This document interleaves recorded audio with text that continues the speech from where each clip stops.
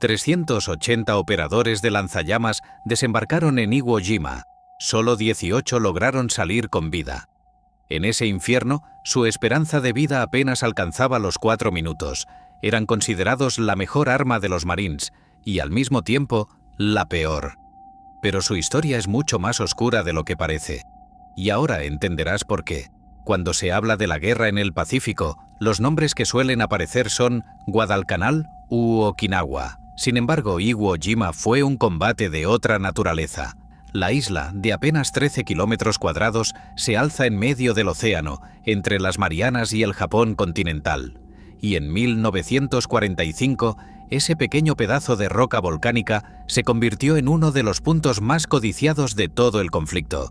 Los estadounidenses lo querían por una razón clara: su posición estratégica. Los bombarderos B-29 que partían de las Marianas hacia Japón pasaban justo sobre Iwo Jima, lo que permitía a los radares y cazas japoneses detectarlos y atacarlos en ruta. Además, si la isla caía en manos de Estados Unidos, podría transformarse en una base avanzada para escoltas de cazas, aterrizajes de emergencia y misiones de bombardeo más cortas y con mayor carga destructiva.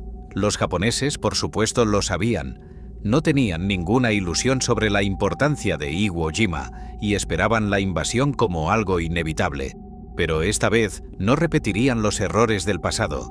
Habían aprendido de Tarawa, Saipan y Peleliu, donde las defensas en superficie fueron aniquiladas antes de que los primeros marines tocaran la playa. Así que decidieron desaparecer bajo tierra.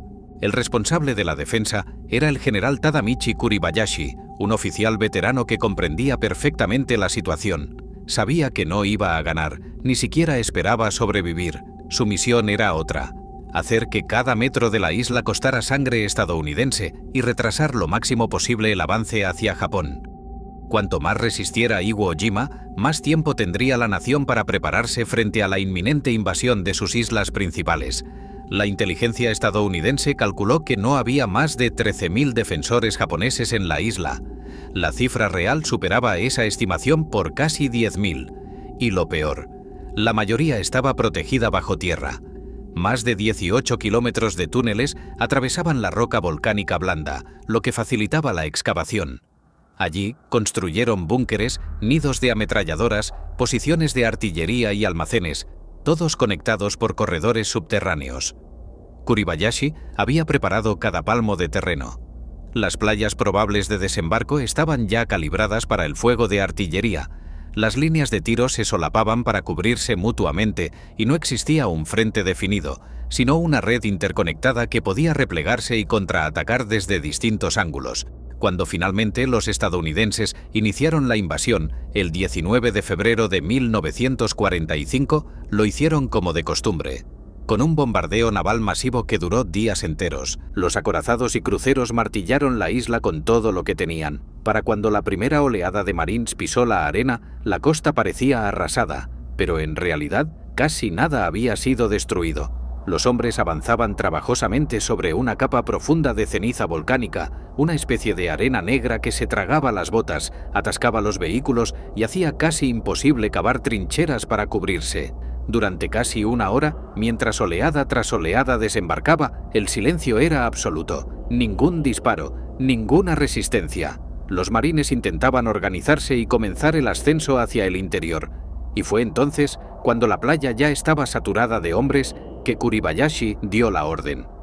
De repente, ametralladoras, morteros y artillería previamente calibrada abrieron fuego con una precisión letal. El resultado fue devastador. Los marines, apretados en la playa sin refugio alguno, cayeron en grupos enteros. Las bajas fueron enormes. Y aún así, a lo largo de las siguientes horas, avanzaron paso a paso, metro a metro, pagando cada movimiento con un alto precio en vidas. Fue entonces cuando empezaron a comprender la magnitud del infierno en el que se habían metido, el laberinto defensivo que los rodeaba. Los búnkeres se intentaban limpiar con granadas y cargas explosivas, pero solo había un arma capaz de hacerlo con cierta eficacia. Ahí es cuando el lanzallamas entró en escena. Cada vez que creían haber neutralizado una posición con explosivos, los marines avanzaban, y los japoneses reaparecían disparando desde atrás. Utilizaban la red de túneles para moverse bajo sus pies y emerger de nuevo en zonas que ya se daban por aseguradas.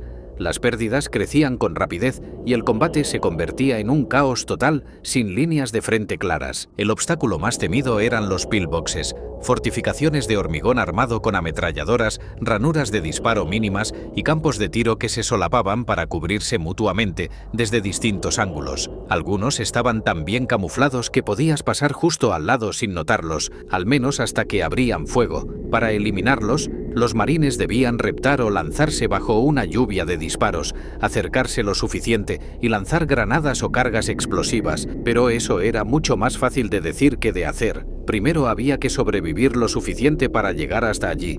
Luego, encontrar una abertura que no estuviera bajo fuego constante. Y aun cuando lograban introducir una granada, muchos pillboxes estaban construidos en forma de zigzag, lo que impedía que la onda expansiva arrasara su interior. Así que destruir uno no siempre significaba que estuviera realmente neutralizado. El lanzallamas se convirtió entonces en una de las pocas armas capaces de acabar con estas fortalezas, pero su uso tenía un precio altísimo. Para entender por qué operar un lanzallamas en Iwo Jima era casi una sentencia de muerte, hay que ver primero cómo funcionaba. El M2 era el lanzallamas estándar de los Marines durante la Segunda Guerra Mundial y aún después. Tenía dos grandes tanques llenos de gasolina espesada y un tanque central más pequeño con nitrógeno comprimido, cuya presión impulsaba el combustible hacia el exterior. En total, un lanzallamas apenas podía ofrecer unos segundos de fuego. Eso significaba ráfagas cortas, de 1 o 2 segundos, hasta agotar la carga. El operador tenía que acercarse lo suficiente al pillbox, prácticamente a distancia de granada, y usar esos 7 segundos de fuego de la mejor manera posible. Luego, vacío, debía retroceder como pudiera para recargar o ponerse a salvo. Pero había un problema evidente. En cuanto el frente entero veía el brillante y ensordecedor chorro de fuego, los defensores japoneses sabían exactamente lo que ocurriría si permitían que el operador se acercara. Así que, en el instante en que localizaban a un marín con la inconfundible mochila de 3 tanques en la espalda, concentraban sobre él todo su armamento. La escuadra intentaba cubrirlo con fusiles y ametralladoras para mantenerlo con vida el tiempo suficiente, pero con más de 30 kilos de equipo a la espalda y defensas tan sólidas enfrente, aquello era todo menos sencillo. Ser capturado vivo era quizá un destino peor que ser alcanzado por una bala. A diferencia de otros prisioneros, los operadores de lanzallamas rara vez recibían un trato militar. Por la naturaleza brutal de su arma, lo común era la ejecución inmediata, y en muchos casos, la realidad era mucho más prolongada y dolorosa. Existe un relato de Iwo Jima que refleja bien este terror. Un lanzallamas falló justo cuando un marín se aproximaba a la entrada de una cueva. 2 soldados japoneses salieron de inmediato, lo redujeron y lo arrastraron hacia adentro. El resto de su escuadra escuchó sus gritos durante 2 días completos, incapaces de rescatarlo o al menos poner fin a su sufrimiento. Solo podemos imaginar lo que ocurrió allí dentro. Todo en esta arma era terrible, a muchos niveles, desde el peligro constante de que un cambio repentino de viento o un fallo mecánico volviera el fuego contra el propio operador, hasta la carga psicológica de quienes sobrevivían, obligados a convivir con lo que habían hecho, porque a esa distancia no solo se veía, también se escuchaba y se olía el resultado de cada disparo. Durante la investigación de este episodio, encontré fotografías y grabaciones de la época que muestran lo que dejaba un lanzallamas tras de sí en Iwo Jima. Si alguien con un estómago fuerte las busca, podrá entender de qué hablo. A veces los operadores utilizaban una técnica llamada wet burst. Disparaban ráfagas rápidas sin encender el combustible, empapando la posición enemiga, y luego lanzaban una descarga encendida que lo consumía todo de golpe. Así aumentaban las posibilidades de que el búnker quedara completamente neutralizado sin riesgo de que alguien volviera a disparar desde allí. En un espacio cerrado, la llamarada elevaba de inmediato la temperatura a más de 1000 grados Celsius y consumía todo el oxígeno disponible. Incluso sin recibir el fuego directamente, las probabilidades de sobrevivir dentro eran mínimas. Y aún así, las grabaciones jamás transmiten la violencia real de un lanzallamas, su estruendo, la vibración del aire, lo insoportable de cada ráfaga. Los propios operadores eran entrenados para inhalar profundamente antes de disparar, porque durante la descarga era imposible respirar. Con todos esos riesgos, con todo el horror que implicaba, el lanzallamas se convirtió en una de las pocas armas que realmente funcionaban en Iwo Jima. Aún así, con unas tasas de bajas tan insoportablemente altas, los Marines necesitaban algo que pudiera llevar ese mismo fuego al combate con más protección y mayor capacidad de devastación. Fue entonces cuando aparecieron los tanques lanzallamas.